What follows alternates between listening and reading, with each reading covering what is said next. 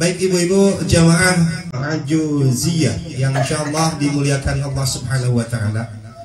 Andai manusia sedunia ini semuanya sholat, sekali lagi andai semua manusia yang ada di dunia ini semuanya melaksanakan sholat, itu Allah tidak akan untung.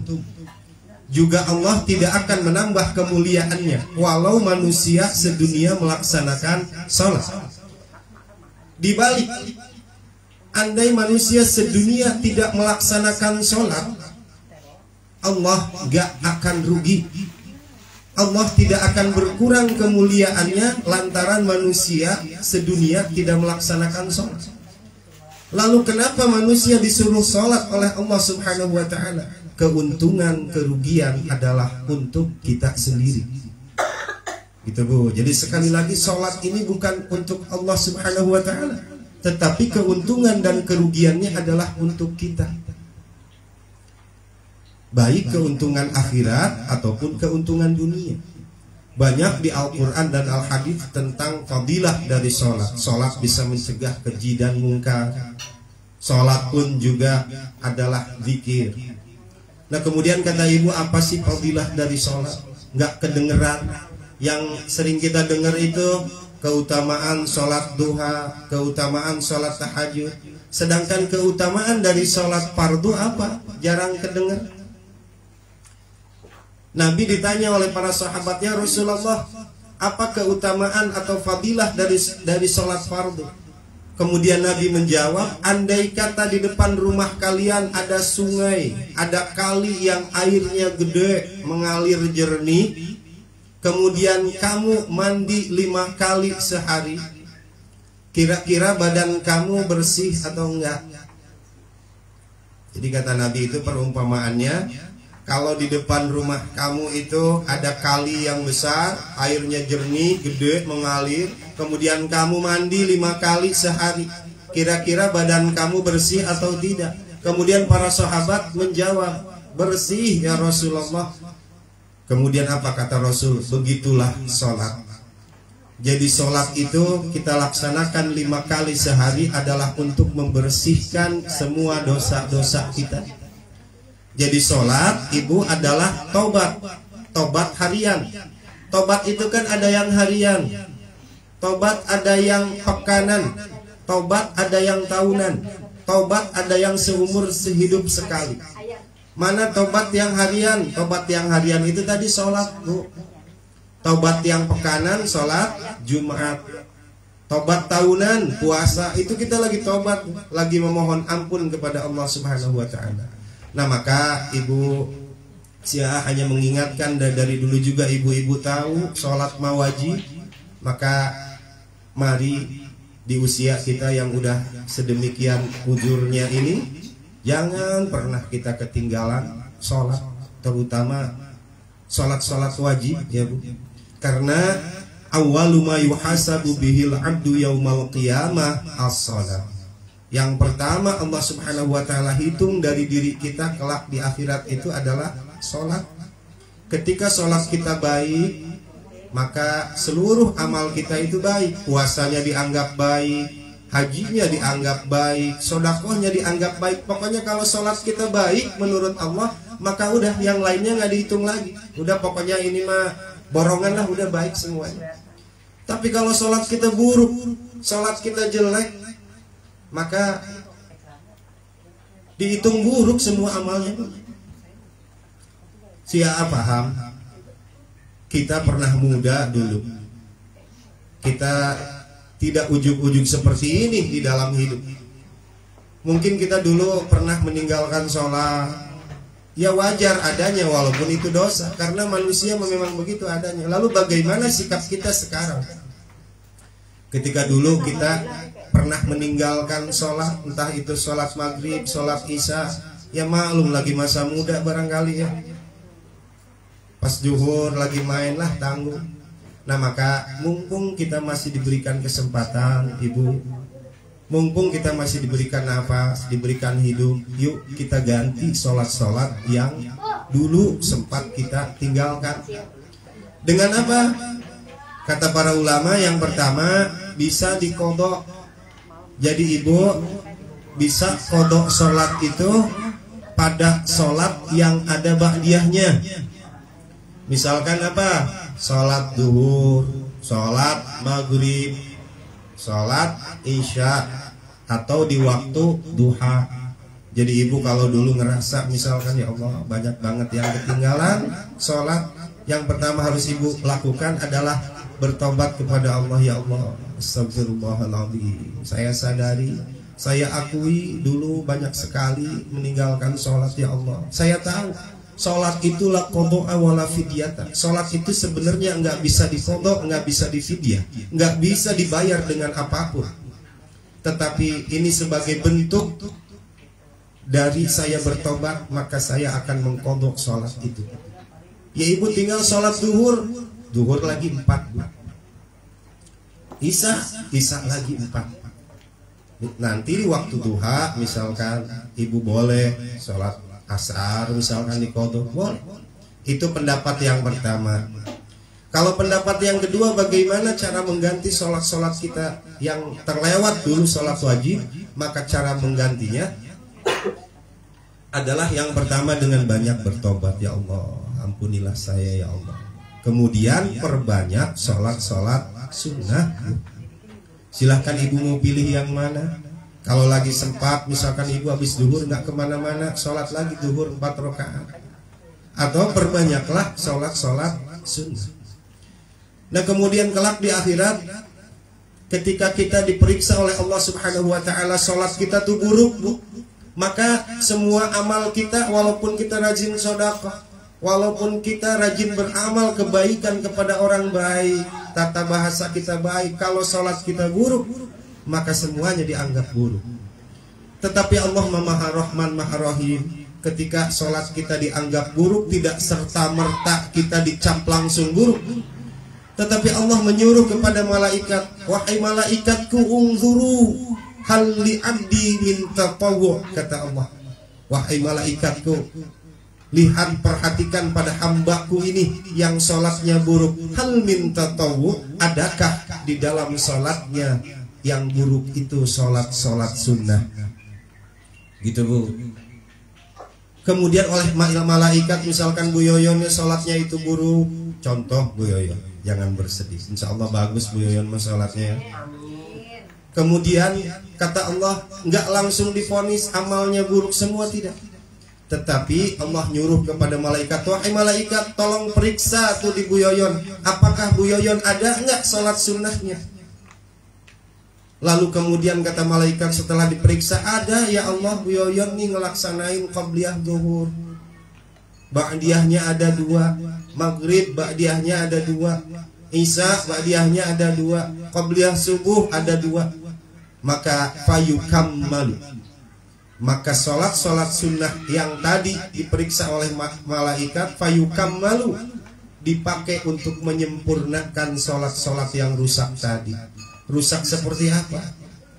Ketika kita sholat itu banyak bolongnya sholat kita, baru juga Allahu Akbar, masih benar tuh otak kita, Allahu Akbar kabira, alhamdulillahi katsira. Mulai itu setan masuk ke sel darah kita. Ya Allah, ini udah siang, masak apa ya? Tadi di kulkas tuh ada jagung doang, kayaknya enak bakwan jagung.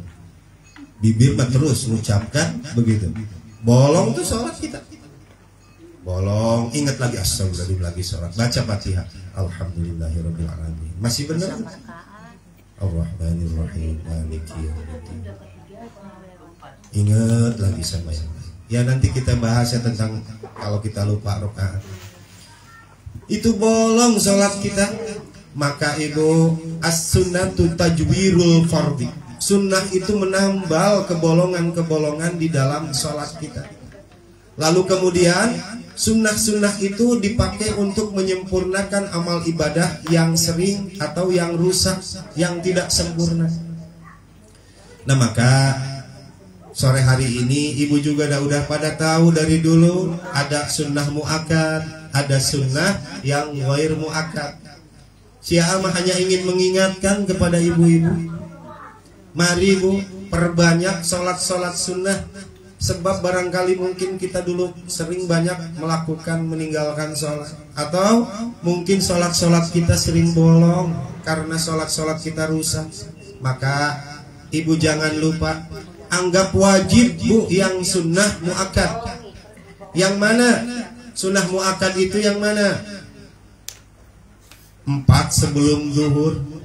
Kalau nggak mampu 2 setelah sholat zuhur, 2 setelah sholat maghrib, 2 setelah sholat isya, 2 sebelum sholat zuhur. Ini bu yang tadi disebutkan anggap wajib untuk kita. Asar ya nanti masuknya ke ghair muakkad. Berarti itu dulu. Nah, dalam hadis Ummu Habibah, man shalla itsnatai raka'atin, siapa orang yang melaksanakan sholat 12 rakaat lailan wa nahar, siang dan malam, 12 rakaat bu siang malam, tidak termasuk sholat duha, maka bunya lahu baitan fil jannah, Allah akan bangunkan sebuah villa nanti di surga. Mana yang 14 rakaat tadi tuh? 4 sebelum zuhur, 2 setelahnya jadi berapa? 6. Kemudian 2 setelah maghrib jadi 8, 2 setelah isya 10, 2 sebelum subuh jadi 12. Nah, kata Abdullah bin Umar, aku menghafal dari Nabi 10, berarti 2 sebelum zuhur, 2 setelah zuhur 4, 2 setelah maghrib 6, 2 setelah isya 8, 2 sebelum subuh jadi 10. Nah, ini yang 10 aja udah. Kalau 4 sebelum zuhur mah berat kayaknya ya ibu. Yang 10 ini anggap wajib bu untuk kita. Untuk apa? Untuk menambal kebolongan-kebolongan di dalam sholat kita. Karena kita menyadar sholat kita nggak sempurna, sholat kita banyak bolongnya. Maka sekali lagi saya ingatkan, mumpung kita masih diberikan kesehatan, sebenarnya sholat 2 rakaat sebelum zuhur udah banyak waktu kita sebenarnya. Terus kata ibu, bagaimana kalau kita sholatnya udah jam 2? Apakah kita harus qobliyah zuhur? Gitu kan pertanyaan ibu. Jawabannya, definisi dari qobliyah adalah dilaksanakan sebelum sholat fardu. Definisi dari ba'diyah dilaksanakan setelah sholat fardu. Maka ibu jangan sampai ibu sholat jam 2 kecuali memang benar-benar ada halangan. Sekali lagi, ibu boleh sholat jam 2 kecuali ada halangan. Terutama untuk ibu yang masih haid. Ibu, kalau ibu misalkan sholat jam 2 ini belum sholat, kemudian kita mati sebelum sholat, maka itu dianggap kita tidak melaksanakan sholat. Ribet perempuan mah, sama orang laki juga. Jadi kalau kita jam 2 nih karena misalkan tanggung, ya Allah ini lagi masak nih, kalau ditinggalin gosong, ntar masakan sepanci buat 100 orang mubadir kagak kemakan. Maka ngomong dalam hati kita, azamtu sholat zuhri, ya Allah aku berkehendak sholat zuhur setelah matang ini. Sebab kalau ditinggal nggak ada orang lagi nih, kalau ditinggal jadi gosong. Boleh tuh kalau begitu. Baru laksanakan qobliyah zuhur 2 rakaat. Jangan lupa, walaupun kita sholat jam 2, tetap qobliyah zuhur masih ada, karena definisi dari qobliyah adalah dilaksanakan sebelum sholat. Maka jam 2 pun ibu laksanakan qobliyah zuhur. Lalu setelah sholat zuhur wiridan, laksanakan ba'diyahnya walaupun kita kesiangan. Jangan sampai gini, prinsip ibu-ibu makan kayak gini. Sholat udah jam 2, udah kesiangan, udah gak usah pakai qobliyah ba'diyah, kan begitu. Kalau kita pikir rugi sekali. Udah sholatnya kesiangan, nggak pakai qobliyah pula, maka itu rugi sholat kita.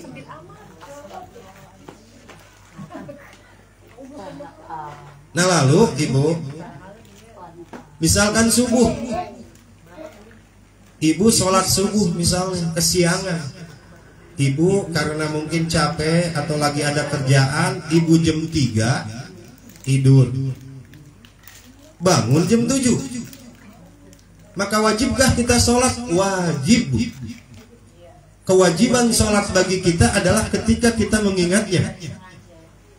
Sekali lagi, dalam hadis Nabi disebutkan ketika kita lupa atau tertidur, maka kewajiban sholat kita adalah ketika mengingatnya, ketika kita bangun.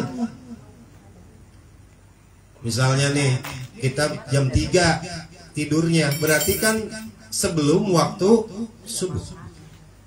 Syaratnya kita tidur itu sebelum waktu subuh. Berarti jam 3 kan sebelum waktu subuh. Tidur bangun jam 7. Maka kewajiban kita sholat subuh adalah jam 7. Nabi pernah mencontohkan, bukan mencontohkan ya, Nabi saat itu pulang berperang, ibu-ibu. Ini udah sering dibahas. Nabi pulang berperang, di tengah perjalanan ngantuk. Nabi bersama para sahabat istirahat di sebuah tempat. Kemudian sebelum tidur Nabi berpesan kepada Bilal Ar-Rabah, "Wahai Bilal, kelak nanti subuh bangunkan aku dengan suara adzanmu." Sekali lagi, bangunkan aku dengan suara adzanmu. Ya Rasulullah. Nampaknya memang para sahabat itu sedang capek pulang berperang di tengah perjalanan. Ternyata Nabi terbangun bukan oleh karena suara adzannya Bilal, tetapi Nabi terbangun oleh karena terpaan matahari yang menerpa pipi beliau, sehingga beliau bangun. Berarti jam berapa tuh? Nabi bangun kira-kira jam 7 pagi. Maka setelah Nabi bangun, "Wahai Bilal, kenapa engkau tidak membangunkan aku di waktu subuh?" "Maaf ya Rasulullah, saya pun juga capek." Bilal tertidur. Lalu apa yang Nabi lakukan? Nabi menyuruh Bilal untuk adzan. Kemudian Nabi menyuruh para sahabat untuk berwudu. Sebelum sholat, maka Nabi menyuruh untuk sholat qabliyah subuh. Jadi walaupun ibu kesiangan, ibu, qabliyah subuh mah jangan ditinggalkan. Rakaatail fajri khairum minad dunya wa ma fiha. 2 rakaat qabliyah subuh itu lebih baik daripada dunia dan isinya. Ibu kalau meninggalkan qabliyah subuh, maka ibu telah meninggalkan dunia dan isinya. Ibu telah rugi. Nah itu tuh Nabi. Mungkin ibu bertanya, kenapa sih Nabi? Kan itu Nabi, kok bisa kesiangan? Bukan Nabi benar-benar sengaja kesiangan, tetapi Nabi kesiangan disengaja oleh Allah Subhanahu wa ta'ala. Padahal kalau Allah mau, maka bisa saja Nabi dibangunkan ketika subuh. Tetapi karena Allah menginginkan ilmu agar bisa diterima oleh para sahabat, jadi Nabi mencontohkan kesiangan itu adalah agar menjadi ilmu untuk kita. Bagaimana kalau kita kesiangan, apa yang harus dilakukan? Harus mencontoh Nabi. Ibu catat, garis bawahi, Nabi seumur hidupnya hanya 1 kali kesiangan. Sementara kita mencontohnya udah berapa kali kesiangan. Nabi mah kesiangan itu disengaja oleh Allah karena ingin agar dicontoh oleh kita. Ketika Nabi kesiangan, yang pertama dilakukan itu nggak langsung sholat subuh, tapi qobliyah subuh. Iya, biar kesiangan. Karena kewajiban sholat untuk kita adalah ketika kita mengingatnya.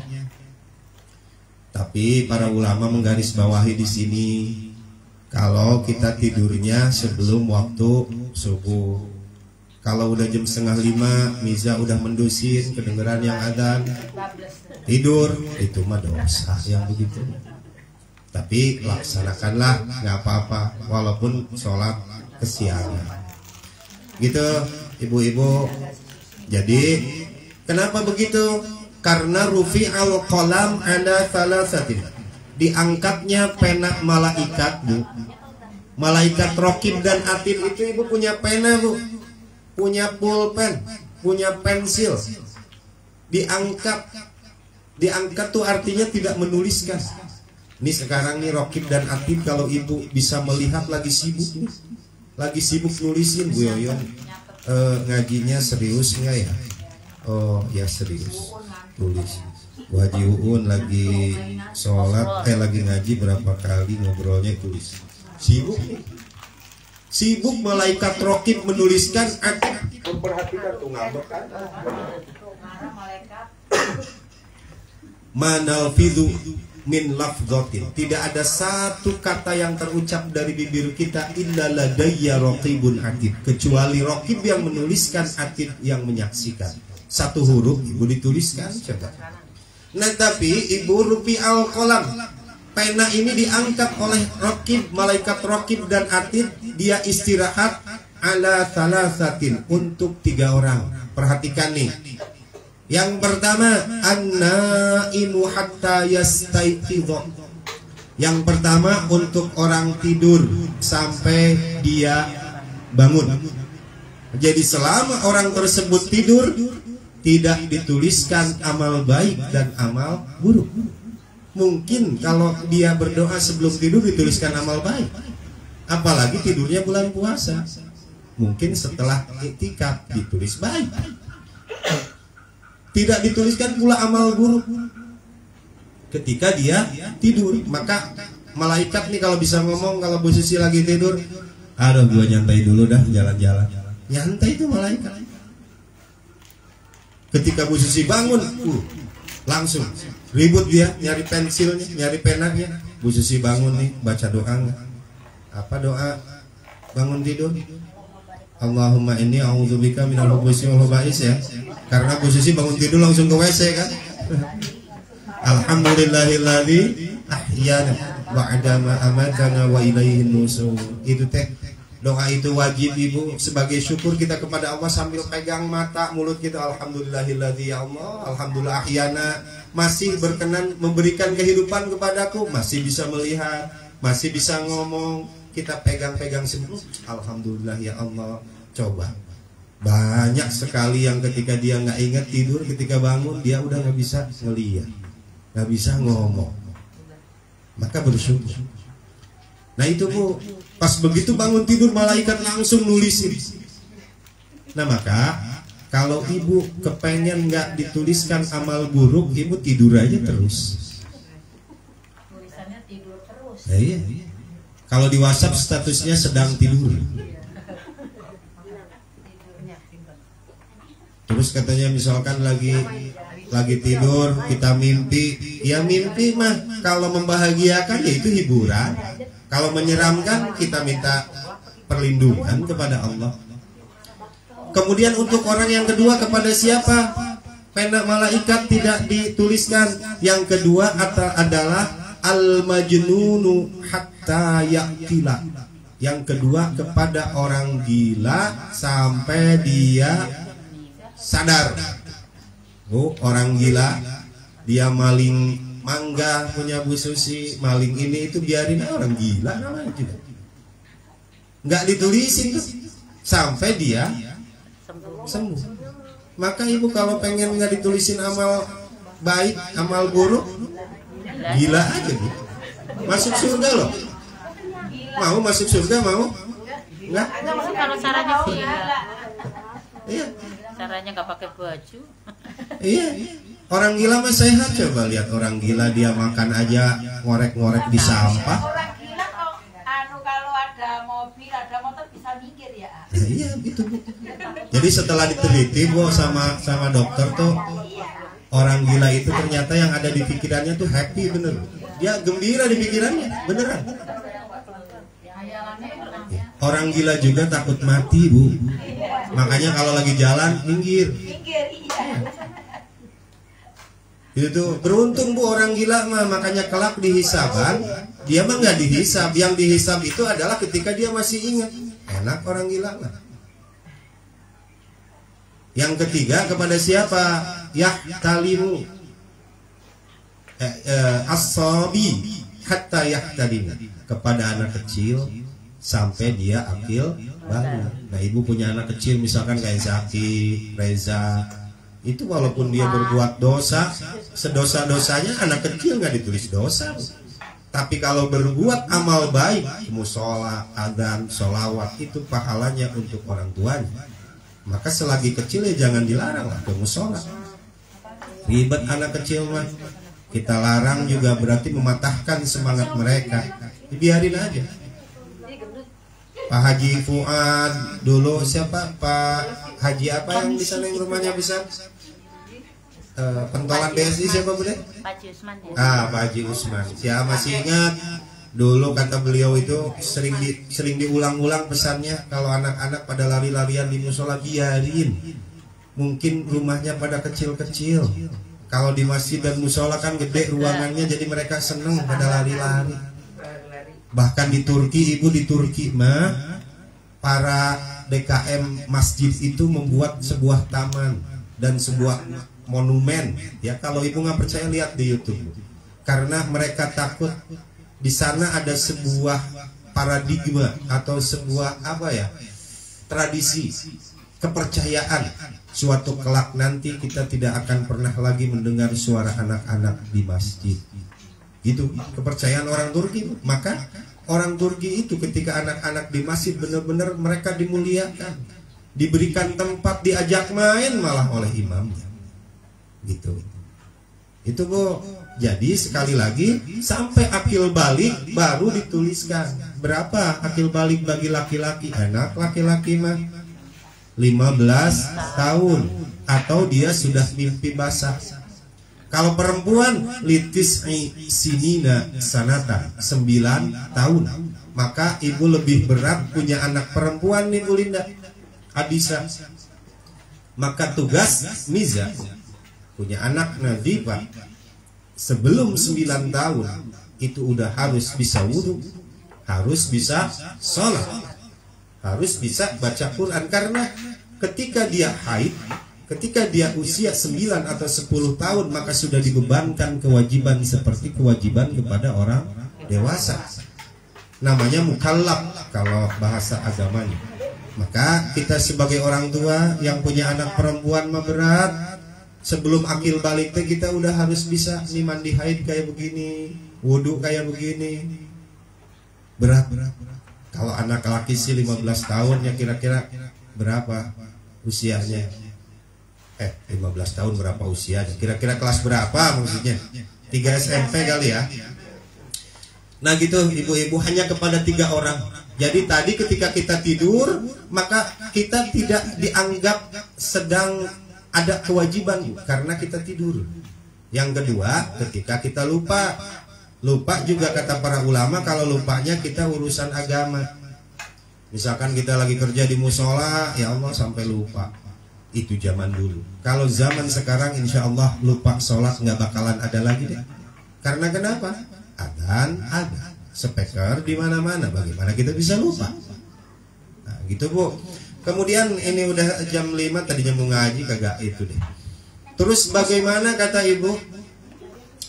Ketika kita ketinggalan sholat yang tadi, yang sunnah, bagaimana kalau kita ketinggalan? Misalkan Mama Sari itu buru-buru mau ke pasar, terus ditungguin sholat subuhnya. Sholat subuh aja tidak pakai qobliyah, boleh diqodho Bu. Jadi sholat sunnah boleh diqodho. Kenapa? Agar kita tidak ketinggalan, agar kita tetap mendapatkan fadilah sunnahnya. Boleh diqodho kapan? Sebagian ulama mengatakan boleh setelah subuh, tetapi pendapat yang lebih tepat adalah diqodho di waktu duha Bu. Ini saking penting-pentingnya loh Bu. Saking penting-pentingnya qobliyah subuh mah. Kalau misalkan kebetulan lagi mau jalan-jalan diajak sama Mama Cindy, mah buruan kan mah ini kan mau ke Kebayoran kan ntar macet loh di depan, mah buruan udah nggak usah qobliyah, mak boleh tinggalkan tuh qobliyah mah, sholat subuh aja. Nanti di waktu duha mak qodho. Gimana cara niat qodhonya? Pakai bahasa kita. Ketika kita angkat tangan, Allah, niat dalam hati, niat saya sholat qobliyah subuh 2 rakaat qodho karena Allah Ta'ala. Allah Maha Ta'ala. Qodho sayang. Sebab qobliyah subuh yang ditinggalkan kalau nggak diqodho nggak bakalan balik lagi seumur hidup kita. Sayang. Qodho. Kemudian qobliyah zuhur apakah bisa diqodho? Bisa Bu. Ini untuk orang yang benar-benar udah istiqomah. Kalau yang belum istiqomah jangankan sholat sunnahnya, sholat fardunya ya ditinggali. Ini untuk kita yang udah tua, yang bentar lagi dijemput Malaikat qobliyah zuhur misalkan tadi Bu Linda karena ada sesuatu hal, atau bagi orang laki misalkan begitu masuk ke musola, ke masjid, pas masuk udah sholat zuhur, maka kita jangan maksain qobliyah zuhur, ikut aja sholat wajib. Terus setelah itu kita sholat ba'diyah zuhur 2 rakaat. Setelah ba'diyah zuhur qadha tuh qobliyah zuhurnya 2 rakaat. Niatnya kayak gimana? Kayak tadi, Allah, lihat dalam hati niat saya sholat qobliyah zuhur 2 rakaat qadha karena Allah Ta'ala. Saking apanya Bu? Saking pentingnya. Karena kita masih sadar dulu lagi muda banyak meninggalin sholat, atau sholat kita yang sekarang juga bolong-bolong. Atau misalnya di qadha ba'da asar bisa Bu. Kan kata ibu ba'da asar sampai maghrib haramnya sholat. Kalau qadha mah boleh. Yang haram sholat di waktu asar sampai maghrib itu sholat mutlak. Sholat mutlak yang mana aja udah dipelajarin. Sholat hajat, tasbih, sholat taubat, itu haram dilakukan. Istikharah haram dilakukan ba'da asar sampai maghrib. Tapi sholat qadha mah boleh. Nabi pernah mencontohkan? Pernah. Ketika itu Nabi sholat qobliyah zuhur 4 rakaat ba'da asar. Para sahabat bertanya, ya Rasulullah, bukankah ba'da asar itu adalah haramnya sholat? Kata Rasul, boleh.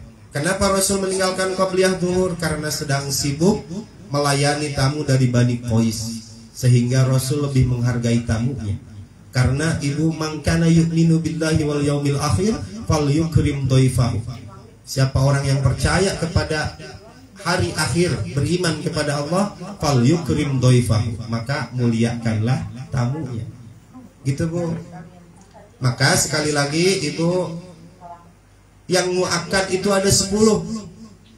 2 sebelum zuhur, 2 setelah zuhur 4, 2 setelah maghrib, 2 setelah isya, 2 sebelum subuh. Anggap wajib Bu untuk kita. Sekali lagi anggap wajib. Apapun keadaan kita laksanain. Kenapa? Sholat kita banyak bolong. Sedangkan yang ghair muakkad, itu yang mana? Ghair muakkad qobliyah asar tuh Mama Sari. Qobliyah asar ada. Mau 4 rakaat silahkan, mau 2 boleh. Dari mana dalilnya? Wa baina kullu adzanaini as-shalah. Rasul 3 kali nyebutnya, liman syaa, untuk yang mau. Jadi ada sholat 2 rakaat setelah adzan sebelum iqamah. Qobliyah maghrib boleh, silahkan. Qobliyah isya, yang haram 2, ba'da asar sama ba'da subuh. Berarti 10 yang sunnah muakkad, qobliyah asar, qobliyah maghrib, qobliyah isya, berarti 6 yang ghair muakkad, 2 yang haram. Yang haram itu ba'diyah asar sama ba'diyah subuh. Itu ibu-ibu, saya hanya mengingatkan kepada ibu-ibu. Dari dulu juga saya teh udah tahu Pak. Cuman kalau nggak diingetin kayak gini kan nggak kembali lagi gitu semangatnya. Ini kan ngaji kayak gini mencharger kembali. Kalau baterai Mamiza misalkan baterainya dicharger sejam, ya lumayan penuh, bisa buat sehari. Habis charger lagi. Kecuali kalau baterainya udah lowbat ya Miza ya. Iya. Dicharger kurut bari nyolok terus. Ibarat kayak aki-aki begitu dah. Dicas baru dia hidup ya Mak. Dicas hidup.